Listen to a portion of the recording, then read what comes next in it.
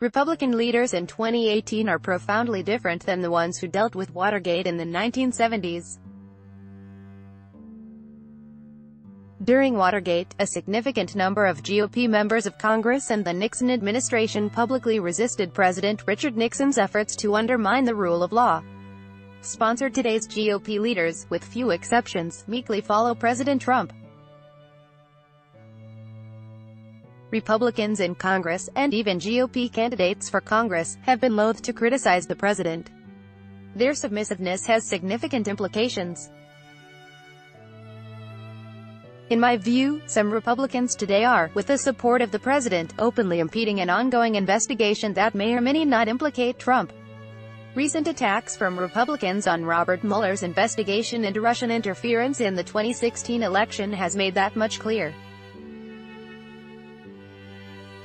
That's in contrast to how some prominent members of the GOP acted during the Watergate crisis that led to President Nixon's resignation. Research in my forthcoming book, They Said No to Nixon, reveals that Republican civil servants serving in President Nixon's administration blocked his attempts to politicize their work. Their stories, when contrasted with the actions of Republicans today, show how the GOP has transformed from a party that includes moderate civil servants to one that embraces a culture of loyalty now.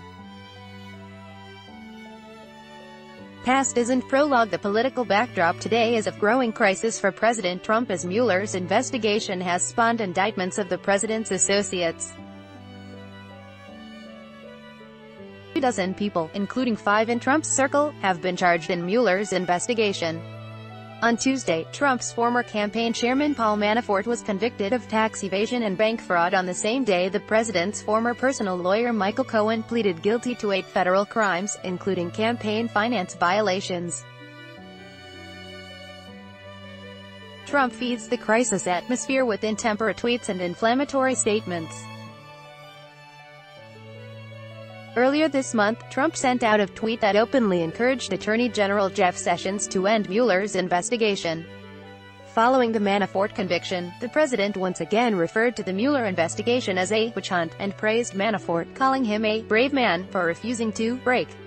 The president has set the tone for Republicans in Congress who have mostly followed his lead.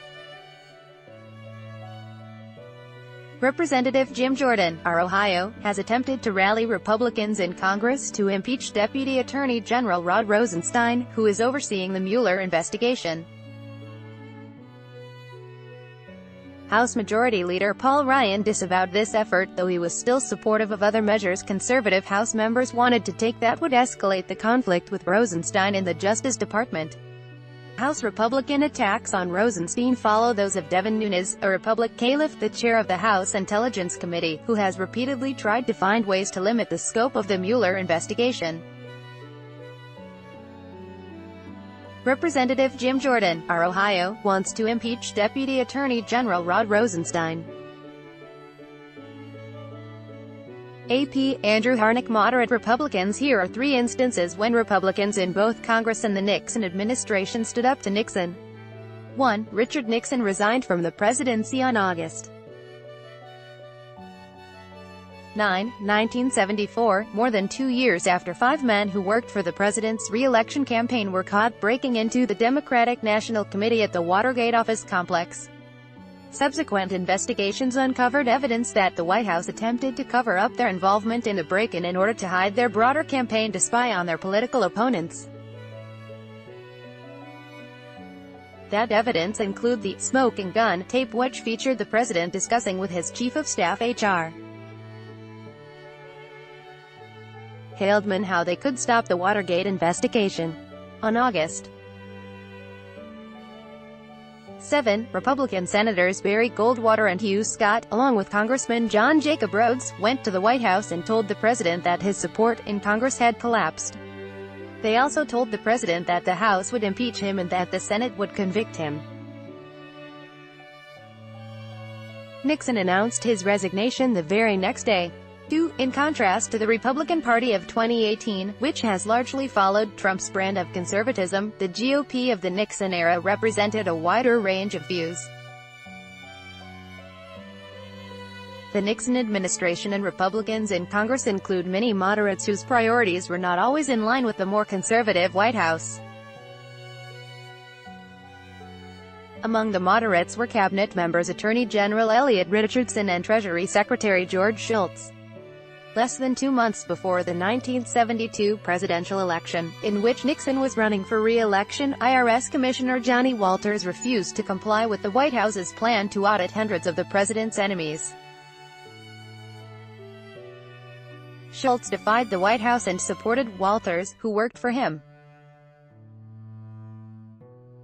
When Nixon later sent orders to the staff of the Office of Management and Budget to punish universities that permitted large anti-war protests, Shultz defied him again and refused to carry out a plan to cut federal funds to MIT. The Washington Post front page after the Saturday Night Massacre. CC by 3, Elliot Richardson, Nixon's Attorney General, famously resigned on October 20, 1973, after refusing Nixon's order to fire the Watergate special prosecutor Archibald Cox. Cox was investigating the Watergate burglary and crimes related to it. In what came to be known as the Saturday Night Massacre, Richardson's deputy, William Ruckelshaus House, a fellow moderate, also resigned in protest. Cox was subsequently fired by the man who became acting Attorney General, Robert Bork. After Cox was fired, Congress was besieged by telegrams calling for Nixon's impeachment. By the end of the month, a plurality of the American public were in favor of impeachment.